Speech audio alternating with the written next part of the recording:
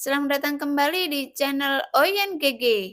Di video kali ini kita akan melanjutkan cerita Donghua, Battle Truck the Heaven. Kita langsung aja ke alurnya. Melanjutkan cerita sebelumnya. Tetapi pasukan api merah jumlahnya sangat besar dan kekuatannya tidak diragukan lagi. Jumlah pembangkit tenaga abadinya benar-benar melampaui istana Dewa Berburu. Ketika Suho melihat ini, dia sangat senang karena dia membuat pilihan yang tepat. Jika Anda terobsesi, diperkirakan Istana Dewa Berburu bahkan tidak akan memiliki kesempatan untuk berurusan dengan Taisu. Dan pasukan api merah yang dipanggil oleh surga abadi adalah kekuatan terkuat dari permaisuri yang dikabarkan di dunia nyata Xuanyin, dia adalah penguasa mutlak. Tidak hanya Suho, dia tidak berharap bahwa ini juga menjadi legenda masa lalu. Tetapi dia tidak pernah berpikir bahwa dia masih bisa melihatnya dengan mata kepala sendiri. Suho bahkan lebih terkejut setelah mereka datang ke dunia nyata Xuanyin, mereka secara alami melakukan banyak usaha. Dia memiliki pemahaman tentang kekuatan yang mengancam dunia nyata Xuanyin. Mereka secara alami tahu tentang permaisuri yang kuat, tetapi beritanya adalah bahwa permaisuri sudah jatuh sejak lama. Jadi, mereka tidak memperhatikan permaisuri sama sekali, dan tanpa diduga, seharusnya karena permaisuri telah jatuh, tetapi pembangkit tenaga abadi kuno tiba-tiba muncul, dan pada saat ini Taisu menjadi hambatan terbesar di dunia nyata Xuanyin. Pada saat ini, di salah satu sarang Taisu, di ujung ada beberapa sosok yang berdiri di punggungnya, dan di lengan kanan nomor 2, dan memanggil sosok Taisu nomor 1 sebelum Taisu nomor 11 mati. Tampaknya orang nomor 1 itu belum muncul. Dalam pandangan Taisu nomor 2, tampaknya jatuhnya Taisu nomor 11 juga membuatnya pukulan memalukan bagi Taisu. Mereka telah kehilangan seorang jenderal mereka. Pada saat ini, setelah Xiaoyan berpikir bahwa bisa mendapatkan baju besi dewa palsu yang lebih kuat dari Suyou. Tetapi saya tidak berharap bahwa Taisu itu berhati-hati. Dan tidak hanya itu, Xiaoyan menemukan bahwa di medan perang ini, orang Taisu setelah kematian dalam pertempuran, tubuhnya dihancurkan. Dan baju besi dewa palsu akan menghilang dalam sekejap. Namun, dalam cara tertentu dapat dilihat bahwa Taisu sangat mementingkan baju besi dewa palsu. Justru karena inilah, setelah Xiaoyan bisa membunuh Taisu, sebelum lebih banyak lagi Taisu yang datang kepadanya, bahkan jika mereka tahu bahwa orang-orang Taisu sudah mati, mereka masih ingin datang. Dan sekarang tampaknya jelas bahwa mereka di sini untuk mengambil kembali baju besi dewa palsu dan bukan untuk membalas dendam atas kematian prajuritnya. Bahkan jika mereka bersatu saat ini, tujuan sebenarnya adalah untuk memulihkan baju besi dewa palsu. Setelah Taisu nomor 11 tewas dalam pertempuran, pada saat yang sama sebuah sosok tergantung dari sarang dewa Taisu dan di lengannya ada nomor 11 di baju besi dewa palsunya. Setelah orang Taisu sebelumnya tewas dan baju besi dewa palsunya akan segera diwariskan kepada orang Taisu yang baru. Selama baju besi dewa palsu masih ada nomor 11, tidak akan kosong. Saya khawatir itu akan menghabiskan banyak biaya. Kita harus menghindari pemborosan sumber daya. Dan sosok Taisu nomor 2 berkata perlahan, perang ini tidak dapat dihindari dan permaisuri tidak jatuh. Selama dia masih hidup, dia pasti akan memimpin dunia nyata Xuanyin untuk melawan Taisu. Namun, Tampaknya lebih dari 50% pembangkit tenaga abadi di dunia nyata Suanyin telah datang ke sini. Selama mereka bisa diselesaikan, akan ada sumber daya yang luar biasa tersisa setelah mereka jatuh. Taisu nomor 2 adalah sosok yang paling mencolok dengan menunjukkan wajah yang indah, terutama dengan rambut pirang dan rambut emas yang sulit untuk tidak menarik perhatian. Berapa banyak sumber daya yang dapat ditinggalkan oleh semua sosok abadi ini? Untuk membunuh mereka tidak dapat diganti, juga tidak dapat didukung oleh perang. Paling-paling itu bisa mengurangi beberapa kerugian. Sosok Taisu nomor 2 berkata perlahan. Namun, untuk bisa menembusnya, selama kita masih berada di dunia nyata Suanyin, perang ini tidak akan terhindarkan. Meskipun Taisu nomor 3 adalah seorang wanita, akan tetapi suaranya sangat acuh tak acuh yang membuat alis Taisu nomor 2 berkerut dan dia jelas tidak ingin bertarung dalam pertempuran ini. Di mata mereka, perang ini tidak sesuai dan benar-benar membuang sumber daya. Dengan meminjamkan kekuatan semua orang, mungkin dapat menyelesaikan masalah ini. Dan perang ini dapat diakhiri dengan kerugian paling sedikit. Taisu nomor 2 memiliki tangan di punggungnya dengan pandangan berpikir tentang bagaimana menyelesaikan sampah di matanya lebih cepat. Anda dapat langsung menggunakan tembakan cahaya 100 kepala kecanduan Dewa Taisu. Itu untuk menghancurkan mereka semua. Namun, dalam hal ini, konsumsinya akan lebih besar, tetapi juga merupakan metode paling sederhana dan paling kasar saat ini. Setelah berpikir sebentar, Taisu nomor 3 sepertinya tidak dapat menemukan cara untuk menyelesaikan pertempuran dengan cepat dan dengan kerugian paling sedikit. Dan jika menggunakan tembakan cahaya 50 kepala kecanduan Dewa Taisu, itu juga mengkonsumsi masih terlalu besar saat ini. Dan Taisu nomor 2 tidak perlu menggelengkan kepalanya dan menolak masukan Taisu nomor 3. Lihatlah permaisuri di ujung yang jauh. Semua orang ini telah dipanggil olehnya, dan mereka juga mendengarkan panggilannya. Mungkin Anda bisa berpikir tentang menangkap pencuri terlebih dahulu, dan kemudian menangkap rajanya. Jika permaisuri bisa di hati semua orang ini, pasti akan hancur. Dan kemudian mereka tidak akan menyerang diri mereka sendiri. Di antara Taisu nomor 2 dan nomor 3, sosoknya yang berbicara adalah sosok Taisu bernomor 4. Di lengan baju besi dewa palsu di sisi lain. Yang memandang permaisuri yang jauh, dia memiliki rambut pirang pendek dan bekas luka seperti sayat kilat di wajahnya yang tampaknya memiliki perasaan jarang mendominasi. Untuk menangkap pencuri terlebih dahulu, dan kemudian raja juga merupakan arah yang baik. Sejak Anda melakukan tugas ini, terserah Anda, kata Taisu nomor 2. Segera setelah suara itu jatuh, Taisu nomor 4 bersiap-siap dan berencana untuk membuat tembakan yang nyata. Tapi sebelum kamu bergerak, pernahkah kamu mengerti apa kekuatan dari permaisuri yang sebenarnya? Sosok Taisu segera. Nomor 2 melanjutkan dan melihat Taisu nomor 4 yang benar-benar ingin mencoba sesuatu, tapi tidak menggunakan otaknya. Jika dia melakukan sesuatu tanpa berpikir, itu tidak ada bedanya dengan mengirim kematiannya.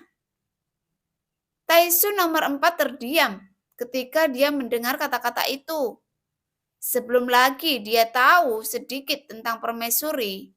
Lagi pula, sebelum melihat permaisuri dengan mata kepala sendiri, memang benar kali ini mereka semua berpikir bahwa permaisuri telah lama jatuh. Jadi, tidak ada yang akan menghabiskan banyak waktu untuk mengenal permaisuri. Menurut rumor, permaisuri telah mencapai keabadian.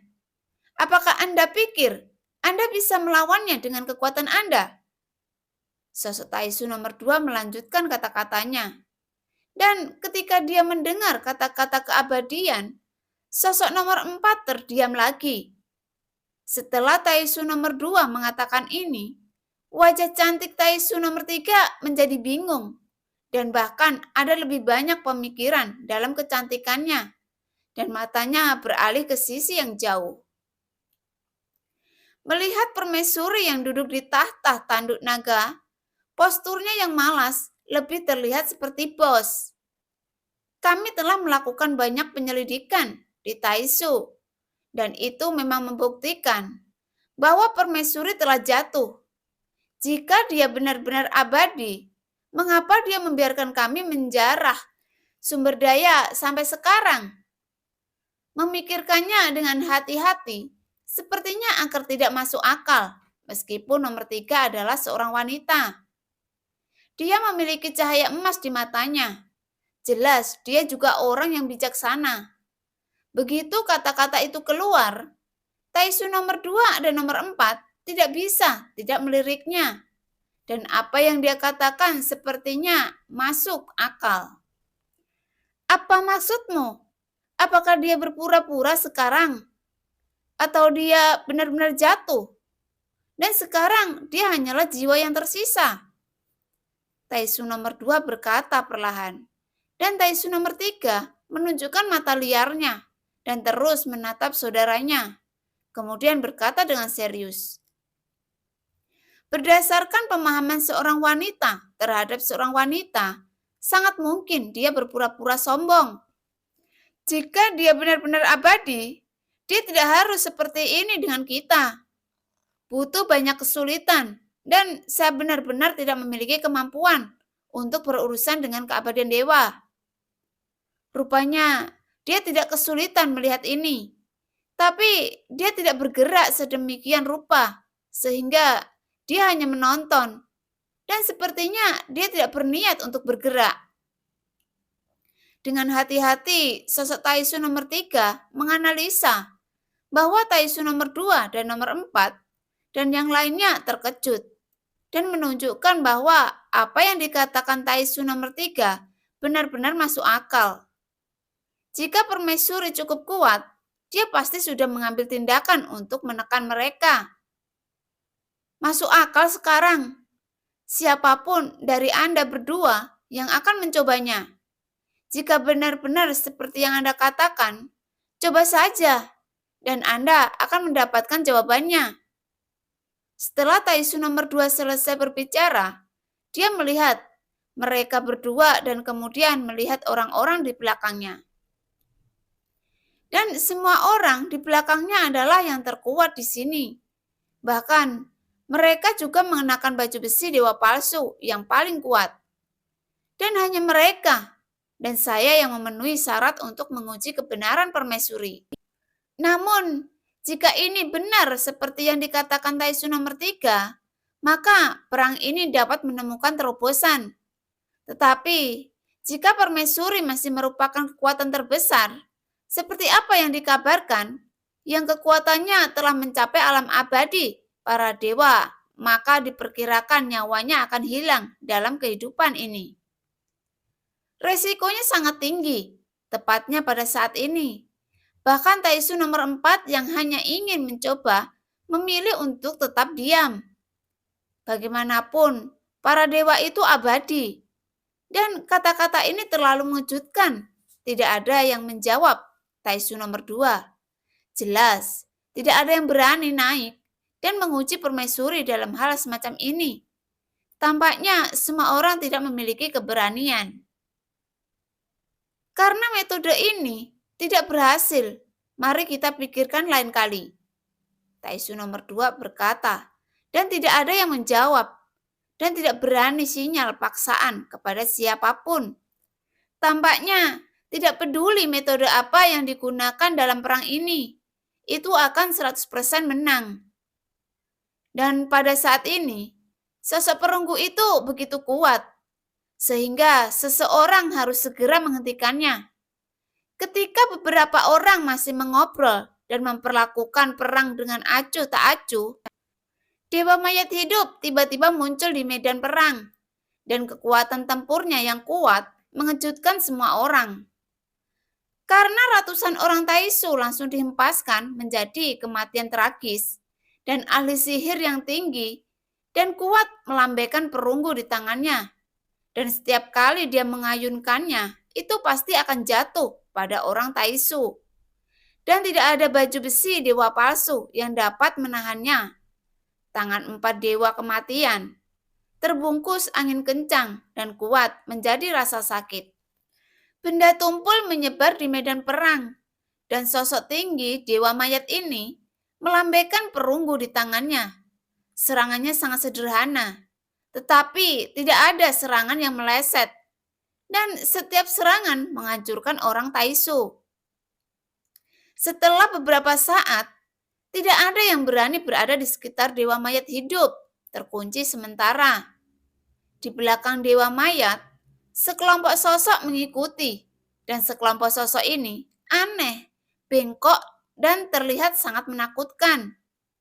Ada yang patah di pinggang, ada yang tidak memiliki kepala, dan ada yang saling terhubung. Mereka mengikuti di belakang dewa mayat. Seolah-olah mereka sedang memuja dewa mayat. Wajah terlihat aneh dan menyeramkan. Sungguh kekuatan yang kuat untuk meninggalkan kesan yang sombong. Kalian berdua segera menembak dan membunuh. Taisu nomor 2 berteriak dengan suara rendah. Ketika suara itu jatuh dan 2 orang sosok dan 10 sosok bawahannya, dengan mereka segera melangkah maju. Bila perlu, Anda dapat menggunakan benda-benda tabu. Taisu nomor 2 mengingatkan bahwa 2 sosok Taisu tersapu dengan keras, dan bahkan penerbangan itu menggunakan kekuatan keabadian yang secara alami menyebabkan respon yang keras. Mereka tidak tahu apa yang dikatakan, untuk apa mereka mencuri. 2 orang yang mendengar tarian terlarang tiba-tiba menjadi panik. Tampaknya 2 sosok itu telah meningkat kecepatannya, dan sayap mengembun di belakang mereka yang menyebabkan kecepatan meningkat. Segera mereka berdua mengeluarkan senjata mereka satu demi satu. Setiap pedang adalah pedang besar seperti raksasa. Gerakan mendorong keduanya begitu keras sehingga hampir setengah dari orang-orang di medan perang menyaksikannya. Adapun tokoh-tokoh di sekitar 4 sosok dewa, mereka juga dievakuasi saat ini.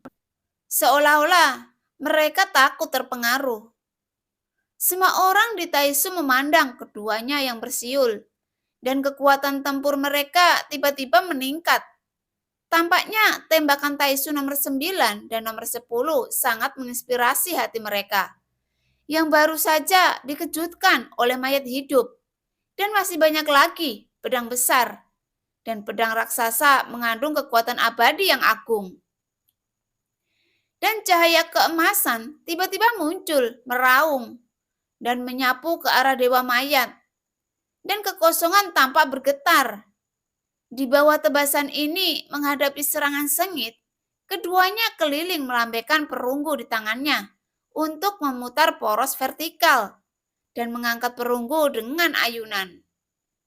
Mereka hampir sepenuhnya bergantung pada kekuatan abadi yang kuat, dan cara serangannya bahkan lebih sederhana dan kasar, yaitu yang mengguncang musuh dengan kekuatan abadi yang kuat.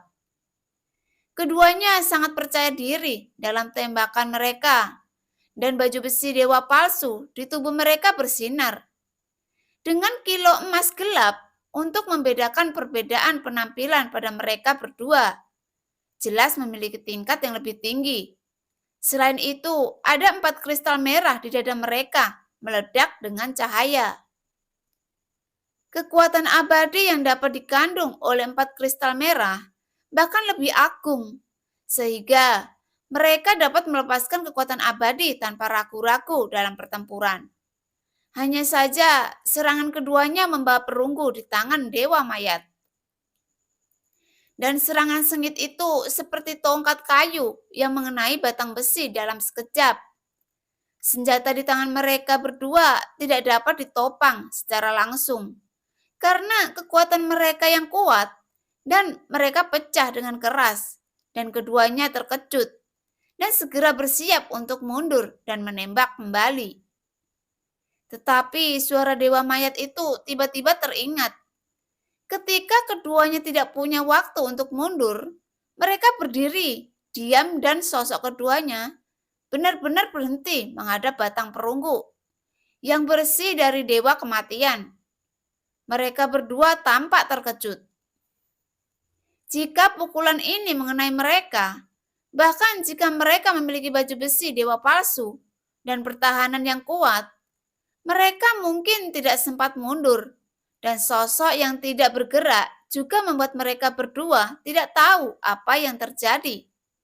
Tetapi, untungnya mereka tidak bisa bergerak ketika sosok itu berada di ambang kematian. Mereka berdua yang terdengar berteriak pada saat yang bersamaan. Tarian pertarungan berasal dari 10 pedang hantu teratas, dan segel dewa laut muncul.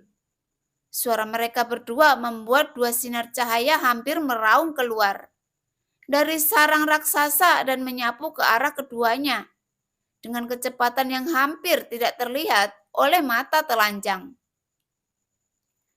Perunggu Dewa Mayat begitu dekat sehingga mereka tidak bisa menunggu. Hal terlarang untuk sementara waktu. Jadi, keduanya mengangkat tangan mereka untuk menutupi dada mereka. Dengan baju besi dewa palsu, menggeliat seperti cairan dan kemudian dengan cepat berubah menjadi perisai dengan kilo emas gelap di lengannya. Pada saat yang sama, di atas 4 kristal merah di dadanya, kekuatan keabadian yang agung melonjak liar, menutupi perisai dalam sekejap. Duar! Duar! Segera setelah suara ledakan tumpul, perunggu Dewa Mayat menghantam keras perisai yang ditarik oleh dua baju besi dewa palsu. Setelah dua suara tumpul terdengar, ada suara retak. Di saat berikutnya, perisai di atas lengan mereka tampaknya tidak mampu menahan kekuatan perunggu yang kuat. Setelah perisainya hancur, tembakan perunggu sang Dewa Mayat tidak berhenti jatuh, tetapi menghantam di dada mereka berdua dengan keras. Meskipun baju besi dewa palsu pada keduanya mengeluarkan cahaya kemasan meledak, dan kekuatan keabadian memenuhi seluruh tubuh mereka, dan meningkatkan kekuatan pertahanan baju besi dewa palsu menjadi yang terkuat. Namun, momen ketika perunggu Dewa Mayat menghantam keduanya, tubuh keduanya seperti bola, dan mereka diledakkan sampai ke ujung akar. Tak satu pun dari mereka yang bisa menstabilkan tubuh mereka, dan tubuh mereka berputar liar ketika mereka menembak ke belakang. Tubuh keduanya tenggelam, dan kekuatan tempuran dari sejumlah besar ini membuat keduanya yang mengenakan baju besi dewa palsu merasa tidak berdaya. Tepat ketika mereka berdua berjuang untuk menstabilkan tubuh mereka, dengan sebuah tarian terlarang, mereka berdua baru saja menstabilkan tubuh mereka, dan mereka ditembak lagi, ratusan kaki jauhnya, oleh Dewa Kematian. Jika bukan karena kekuatan tarian terlarang itu membantu mereka menstabilkan tubuh mereka, dan mereka terbang ribuan kaki dalam kehampaan. Keduanya terengah-engah, meskipun mereka membawa topeng, tetapi melihat dada mereka yang cekung, dapat disimpulkan bahwa di bawah topeng wajah keduanya pasti sangat jelek saat ini. Bahkan dengan perisai baju besi dewa palsu, itu tidak bisa menutupi rasa malu keduanya. Namun, setelah mendapatkan tarian terlarang, mereka berdua sedikit menyesuaikan keadaan mereka. Dan semangat ini membuat mereka kehilangan muka. Lagi pula, ada begitu banyak orang yang menonton saat ini. Jika mereka mundur saat ini, pasti dari hati pasukan Taisu pasti akan sangat terpengaruh. Ketika melihat Dewa Mayat di ujung yang jauh, dia juga menggunakan baju besi, Tetapi baju besi perunggunya terlihat lebih sederhana dan misterius. Daripada baju besi dewa palsu, garisnya tampak halus pada mereka. Terlebih lagi, kekuatan dari dewa mayat membuat mereka berdua semakin ketakutan. Bagaimana dewa mayat melakukannya? Setelah dia diberi perintah, keduanya benar-benar tidak bisa menolak. Hal yang sama berlaku untuk Taisu nomor 11 yang masih berdiri untuk menonton. Dia juga terkejut dengan gerakan dewa mayat ini. Meskipun hampir runtuh, itu juga memiliki efek mengendalikan musuh. Akan tetapi, tampaknya dewa mayat tidak hanya bisa mengontrol kemampuan lawan. Dengan kata lain, itu bahkan lebih menakutkan. Karena dia tidak hanya bisa mengendalikan musuh agar tetap diam, tapi malah membuat musuh yang terbang menjauh, terbang kembali ke posisi semula. Dengan kemampuan seperti itu, mereka berpikir dingin di dalam hatinya. Tanpa perbandingan, tidak ada salahnya kemunculan dewa mayat. Sepertinya Xiaoyan mengerti mengapa 5 orang di depan harus menuruti takdirnya. Kekuatan dewa mayat benar-benar di luar imajinasi Xiaoyan.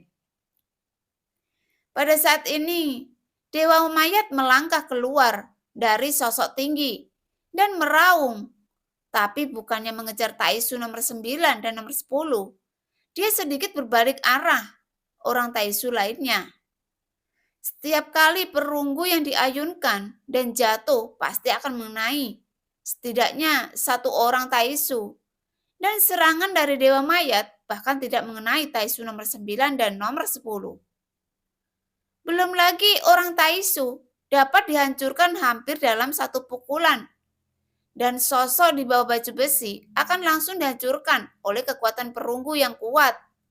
Dan semua organ tubuh dan tulang akan hancur. Dan baju besi dalam tubuh kedagingan meledak secara langsung. Dan kematiannya sangat tragis. 199 suara berat dewa mayat keluar. Dia sepertinya hanya membunuh orang. Adapun membunuh siapapun tidak masalah, buat saja jumlahnya.